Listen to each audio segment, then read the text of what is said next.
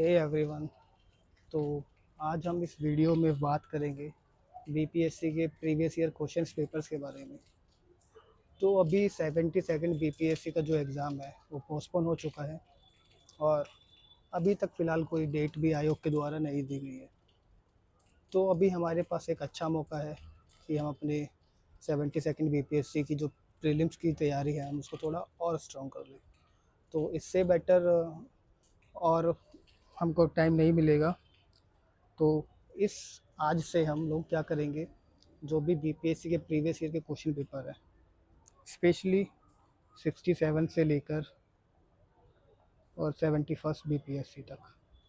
BPSC ने अभी तक जितने भी इसमें क्वेश्चंस पूछे हैं जनरल स्टडीज़ के बेसिकली, अभी इन पेपर्स में हम करंट अफेयर्स के कुछ क्वेश्चंस को अब नहीं देखेंगे या फिर छोड़ देंगे, क्योंकि अभी वो रेलेवेंट नहीं होंगे। वो उस टाइम का करंट अफेयर था जो कि रेलेवेंट होगा, बट अभी वो वाला करंट अफेयर जो है बिल्कुल भी रेलेवेंट नहीं होगा।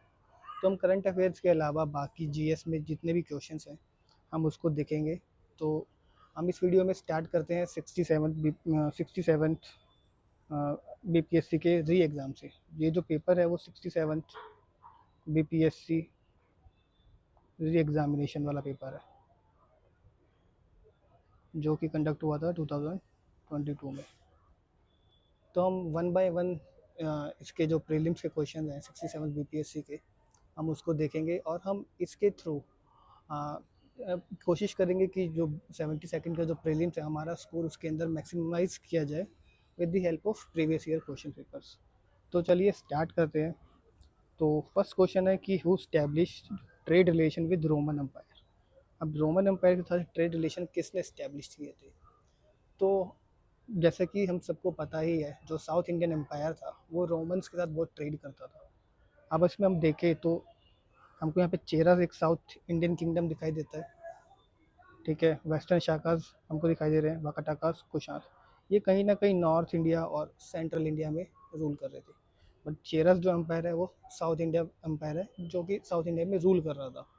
तो अगर हम इस लॉजिक से देखें तो इसका आंसर था चेरस।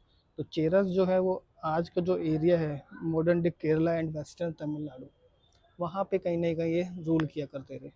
तो इसका जो सही आंसर हो जाएगा वो ऑप्शन ए चेरस है। सेकंड क्वेश्चन हम देखते हैं।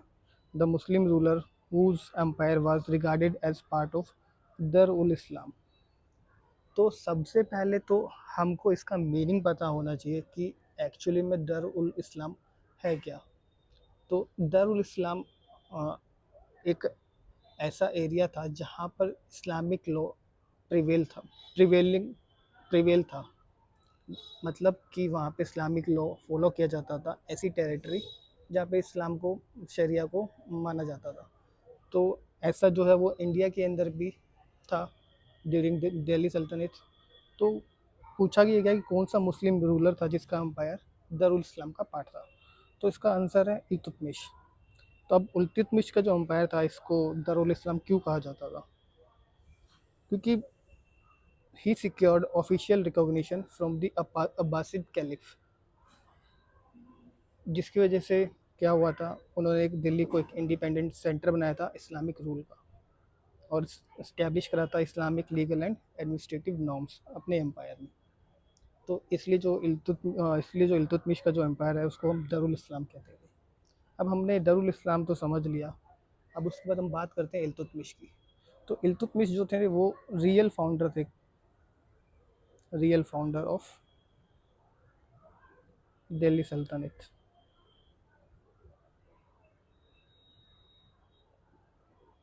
बट एक्चुअली में इस दिल्ली सल्तनत इस्टेब्लिश किसने किया था? तो उसका आंसर है कुतुबुद्दीन ऐबक ने, ठीक है। और इल्तुतमिश के बारे में कुछ आप लोग थोड़ा और डिटेल में अपनी तरफ से भी पढ़ लेना। हालांकि मैं आपको कुछ कुछ और बता देता हूँ। जैसे ही वॉज द फर्स्ट एम्पायर जिन्होंने अपना किंगडम लाहौर से दिल्ली में शिफ्ट किया था। उन्होंने सिल्वर, टंका करेंसी और कॉपर की जिटल, ये सब करेंसी भी इस्टेब्लिश करी थी। तो आप लोग एक बार इल्तुतमिश के बारे में एक बार अच्छे से पढ़ लेना, क्योंकि बीपीएससी बहुत क्वेश्चंस पूछती थी दिल्ली सल्तनत से भी। तो इसका सही आंसर है वो इल्तुतमिश है। Who among the next question देखते हैं, who among the following oppose the power of Khalifa. तो इसका जो आंसर है वो है अलाउद्दीन खिलजी। खिलजी जो है उन्होंने खलीफा की पावर को अपोज किया था, बिकॉज उनका मानना था कि जो पॉलिटिकल नेसेसिटी है एंड स्टेट वेलफेयर है वो रिलीजियस लॉ से बहुत पहले आता है। एंड उन्होंने मना भी करा था कि कोई भी एक्सटर्नल रिलीजियस लीडर जो है उनकी गवर्नमेंट में इंटरफेयर ना करे। और उनकी एक फ़िलॉसफी भी थी ना कि he view himself as a supreme power and god's representative on earth. तो जिसकी वजह से उनको लगता था जो कैलिफ की जो पोजीशन है वो बहुत अननेसेसरी है। तो यही रीज़न था कि उन्होंने खलीफा की पावर को जो है वो अपोज किया था। तो अलाउद्दीन खिलजी इसका राइट आंसर है। नेक्स्ट क्वेश्चन देखते हैं, question number 4। Tughril Khan Tughril Khan raised the standard of revolt during whose regime. तो तुगरिल खान जो था वो उन्होंने रिवोल्ट करा 1279 में, 1279, और इन्होंने डिक्लेयर कर दिया बंगाल को एज एन इंडिपेंडेंट रूलर। अपने आप को उन्होंने बंगाल का एक इंडिपेंडेंट रूलर डिक्लेयर कर दिया। तो ये जो 1279 है, तो ये टाइम पीरियड जो है वो बलबन का भी टाइम पीरियड है। तो अंडर दी बलबन रिजीम उन्होंने जो है तुगरिल खान ने जो है वो रिवोल्ट किया था। Who was the first Mughal ruler who fought against the British. तो ऑब्वियसली इसका सही जवाब है औरंगजेब। अब आप लोग देख रहे हो कि दिल्ली सल्तनत से ही कितने क्वेश्चन आ गए हैं, 1 2 3, एंड ये मुगल रूल से। तो आप देख लो कि दिल्ली सल्तनत वाला जो एम्पायर है वो कितना इंपॉर्टेंट हो जाता है बीपीएससी प्रीलिम्स के लिए। अब जो नेक्स्ट क्वेश्चन है वो मॉडर्न इंडिया का पूछा है। तो इसमें पूछा हुआ है कि which of the following were the social reform introduce by William Bentinck. अब विलियम बेंटिक का तो सबसे पहले टाइम पीरियड पता होना चाहिए कि ये कौन से ईयर्स में कब से लेकर कब तक गवर्नर जनरल थे इंडिया में। तो इनका जो टाइम पीरियड है वो 1828 से लेके 1835 तक का है। अब इस बीच में जो भी इन्होंने रिफॉर्म किए होंगे, जो भी या फिर इंडिया में रिफॉर्म हुए होंगे, वो है सब विलियम बेंटिक के टाइम पे ही टाइम पीरियड होगा। तो हम यहाँ से भी इसको हम एनालाइज कर सकते हैं। तो अबॉलिशन ऑफ सती, तो विद द एफर्ट ऑफ राजा राम मोहन राय, ये 1829 में सती को अबॉलिश कर दिया गया था। तो ऑप्शन फर्स्ट जो है वो राइट आंसर है। देखो अगर ऑप्शन फर्स्ट भी नहीं पता होता ना तो हमको तो ये चेक करना भी नहीं था, क्योंकि चारों ऑप्शन के अंदर ऑप्शन 1 दे रखा है, तो ये ऑटोमेटिकली कहीं ना कहीं करेक्ट ही है। सेकंड है एबॉलिशन ऑफ स्लेवरी। अब स्लेवरी जो थी वो इंडिया में 1843 में अबॉलिश की गई थी, बट विलियम बेंटिक का जो टाइम पीरियड है वो ये है। अगर आप ऑप्शन 2 को एलिमिनेट करते हैं तो अभी हम अपने आंसर देखते हैं, ऑप्शन 2 बी, सी में और डी में। अब बचा फर्स्ट, थर्ड एंड फोर्थ। अब हमको पता है कि ऑप्शन फर्स्ट जो है वो सही है, अब मुझे बाकी दो ऑप्शंस पढ़ने की ज़रूरत भी नहीं है। तो इसका जो आंसर हो जाएगा वो सही, वो फर्स्ट, थर्ड एंड फोर्थ हो जाएगा। Suppression of organise band of thugs, captain Sleeman जिसने ठगी के लिए काम किया और ठगी रोकने के लिए। चलिए अब नेक्स्ट क्वेश्चन देखते हैं, question number 7। Sindh was conquered and next by. तो ये बहुत डायरेक्ट क्वेश्चन था, बहुत फैक्चुअल क्वेश्चन था, जिसका आंसर है नेपियर। और ये इसको कॉन्कर किया गया था 1843 में, जो तब गवर्नर जनरल लॉर्ड एलनबर्ग थे। स्पेलिंग गलत हो सकती है, आप लोग देख लेना, बट जो उसका सही आंसर है वो नेपियर है। अब नेक्स्ट क्वेश्चन जो आता है, in which year first census was introduce in India. अब फर्स्ट सेंसस की बात की जा रही है, इंडिया के अंदर कब इंट्रोड्यूस की गई थी। तो इसका जो आंसर है वो 1872। सबको पता है कि फर्स्ट सेंसस जो है वो 1872 में कंडक्ट की गई थी, और उस टाइम तो गवर्नर जनरल थे वो थे लॉर्ड मायो। अगर आपसे ये पूछता है कि फर्स्ट कंप्लीट सेंसस जो कि एवरी डिकेड हो रही है, तो वो स्टार्ट हुई थी 1881 में। उस टाइम जो गवर्नर जनरल थे वो थे रिपन। रिपन के टाइम पीरियड में ही इसको स्टार्ट किया गया था। अब नेक्स्ट क्वेश्चन जो कि बहुत इजी क्वेश्चन है, on which date Sukhdev, Bhagat Singh and Rajguru were hang. अब इन्होंने डायरेक्ट डेट पूछ ली है, तो अब सबको पता है कि 23 मार्च 1931 जो है वो इसका आंसर है। इनको जो फांसी की सज़ा हुई थी वो लाहौर कॉन्स्पिरेसी केस के अंतर्गत हुई थी। लाहौर कॉन्स्पिरेसी केस 1929, इसके अंतर्गत इनको फांसी की सज़ा हुई थी। नेक्स्ट क्वेश्चन देखते हैं, who was the third satyagrahi? Not first, not second, but third. Who was the third satyagrahi of individual satyagraha launch by Mahatma Gandhi in 1940? तो 1940 की बात कर रहे हैं कि थर्ड सत्याग्रही कौन था।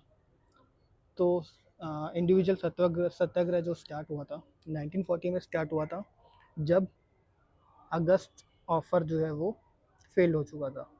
उसके बैकड्रॉप में गांधी जी ने इंडिविजुअल सत्याग्रह लॉन्च करा था।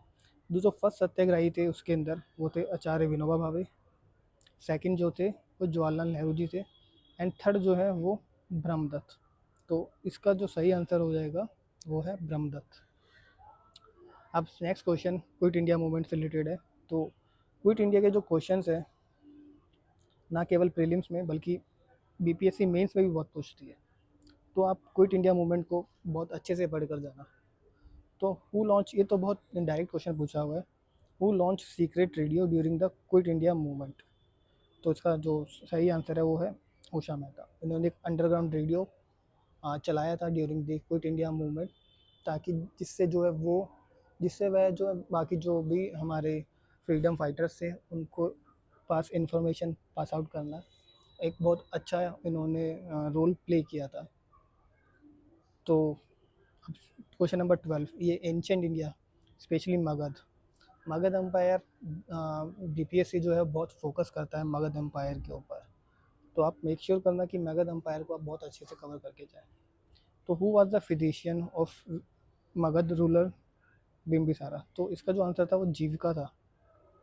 जीविका जो है वो फिजिशियन थे मगध रूलर बिम्बिसार के अंडर में, तो इसका जो ऑप्शन नंबर बी है वो सही हो जाता है। अब ये जो क्वेश्चन है ये है बिहार स्पेशल का, बिहार स्पेशल को बीपीएससी प्रीलिम्स निकालने के लिए आपको बिहार स्पेशल भी करना पड़ेगा। तो अब चलो अब हम ऑप्शन के थ्रू देखते हैं, क्वेश्चन के थ्रू देखते हैं हमसे जितना कवर हो पाएगा। Who was the real founder of Turk rule in Bihar? तो टर्क रूल जो है बिहार में वो सबसे पहले किसने इस्टेब्लिश किया था? तो इब्न बख्तियार खिलजी, इन्होंने सबसे पहले जो है टर्क रूल बिहार के अंदर इस्टेब्लिश किया था। आई थिंक कि 1298 सबसे पहले शायद स्टार्ट हुआ था। आप लोग एक बार इसको कंफर्म कर लेना, फिर भी आई थिंक मैं गलत भी हो सकता हूँ। तो 1298 में इन्होंने जो है बिहार के अंदर में टर्क रूल इस्टेब्लिश किया था। क्वेश्चन नंबर 14 इंपॉर्टेंट क्वेश्चन है, बीपीएससी कहीं ना कहीं इनडायरेक्टली इसको रिपीट करती रहती है, तो आप इस क्वेश्चन को एकदम अच्छे से समझ लेना। Who was the first Indian governor of Bihar? तो वैसे इसका आंसर है सत्येंद्र प्रसाद सिन्हा, जो कि 1920 में first Indian governor of Bihar बने। अगर आपसे पूछा जाता है कि first governor of Bihar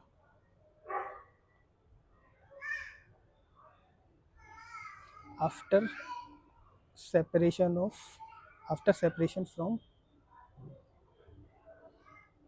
Odisha, Bihar जो है पहले वो बंगाल का पार्ट हुआ करता था, फिर वो 1912 में बंगाल से अलग हुआ।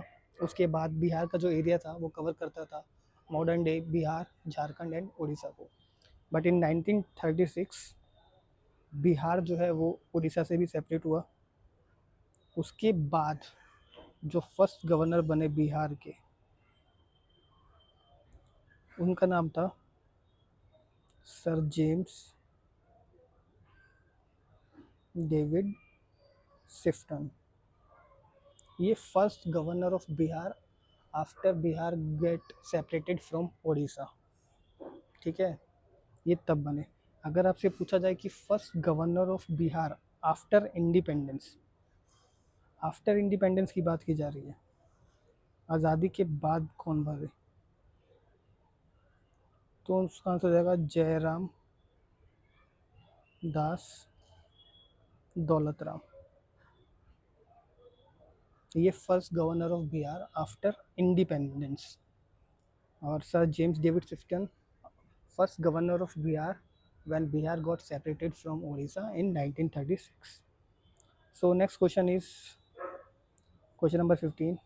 Who were the leaders of Santhal revolt? अब संथाल रिवॉल्ट जो है वो 1855-1856 में स्टार्ट हुआ था against the Britishers exploitative policies. तो बीपीएससी जो है संथाल रिवॉल्ट मेंस में भी बहुत पूछती है। इस बार का अगर 71st बीपीएससी भी का मेंस आपने क्वेश्चन पेपर देखा हो तो उसके अंदर फिर से संथाल रिवॉल्ट पूछा हुआ था। आई थिंक कि 78 में भी आया था, बट बीपीएससी जो है संथाल रिवॉल्ट पे बहुत फोकस करती है। तो इसके अंदर ऑप्शन इसका ए जो है सही आंसर जाएगा, सिद्धू एंड कानू। और इनके दो और भाई थे, चंद एंड भैरव। तो इन लोगों ने संथाल मूवमेंट जो है वो स्टार्ट किया था 1855-1856 में। इन विच ईयर द चोरी revolt of Bihar took place? Again Bihar special का क्वेश्चन। चोरी रिवोल्ट जो है वो एक्सप्लॉयटेटिव लैंडलॉर्ड पॉलिसीज़ के अगेंस्ट में स्टार्ट हुआ था बिहार इन द ईयर 1784 के अंदर। अब देखो नेक्स्ट क्वेश्चन आ गया क्वेश्चन नंबर 17। इसके अंदर क्या है, तो in which year was Odisha separated from Bihar? तो इसका आंसर है 1936। तो बिहार सेपरेट हुआ था उड़ीसा से in 1912। Bihar got separated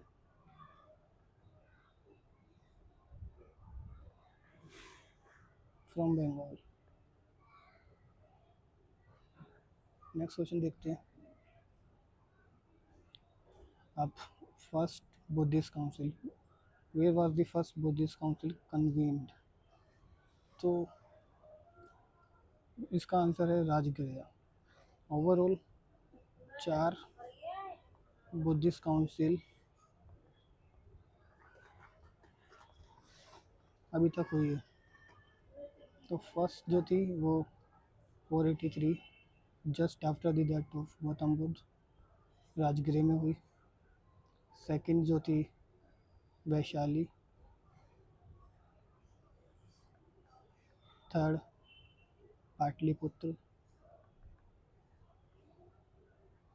and fourth जो हुई है वो हुई थी कश्मीर में। ठीक है, ये बुद्धिस्ट काउंसिल अभी तक 4 बुद्धिस्ट काउंसिल हुई है। तो इनका आप एक बार इन सब की रूलर और कौन से ईयर में ये काउंसिल्स हुई हैं आप इनके बारे में एक बार पढ़ लेना। तो which Gupta ruler assume the throne after killing his elder brother? तो इसका जो सही आंसर है वो चंद्रगुप्त टू है। इन्होंने अपने elder brother Ramgupta I think, अगर मैं गलत नहीं हूँ तो इन्होंने इनकी डेथ करने के बाद, इनको मारने के बाद थ्रोन थ्रोन पर कब्जा किया था, या फिर ये अपने आप को इन्होंने इनका रूल जो है वो स्टार्ट हुआ था फिर। अब who laid the foundation of Vardhan dynasty? अब वर्धन डायनेस्टी देख के लगता है कि Harshavardhan was the founder, but actually में ऐसा नहीं है। Harshavardhan was not the founder. जो फाउंडर थे वो थे पुष्यभूति। तो इस डायनेस्टी को हम पुष्यभूति डायनेस्टी भी कहते हैं। तो नेक्स्ट क्वेश्चन देखते हैं, question number 21। Sargasso sea is a part of Arctic ocean, north Atlantic, south Atlantic, Indian ocean? तो सारगोसो सी जो है वो नॉर्थ अटलांटिक ओशियन का पार्ट है। अब इस सी की कैरेक्टरिस्टिक्स क्या है कि ये इट इज़ दी ओनली सी जिसकी ना कोई लैंड बाउंड्री डिफाइन नहीं है, बस खाली ओशन करंट या फिर चारों तरफ से ये वाटर से सराउंडेड है। तो इधर से गल्फ स्ट्रीम एक करंट आता है, इधर से कैनरीज करंट, इधर से इक्वेटोरियल करंट। ये इसकी बाउंड्री डिफाइन करते हैं। और ये सी की करेक्टरिस्टिक्स है कि इसका कोई लैंड बाउंड्री नहीं है सरगोशी सी का। तो इसका जो सही आंसर है वो नॉर्थ अटलांटिक ओशन के अंदर मिलता है ये। Question number 22। What is the boundary line between India and China called? तो इंडिया और चाइना की जो बाउंड्री है उसको हम बोलते हैं McMahon line. And red Cliff line जो है वो सबको पता है, India and Pakistan. Indira point जो है वो सदर्न मोस्ट पॉइंट है इंडिया का, ये कोई बाउंड्री नहीं है किसी के साथ। Durand land is between the Pakistan and Afghanistan.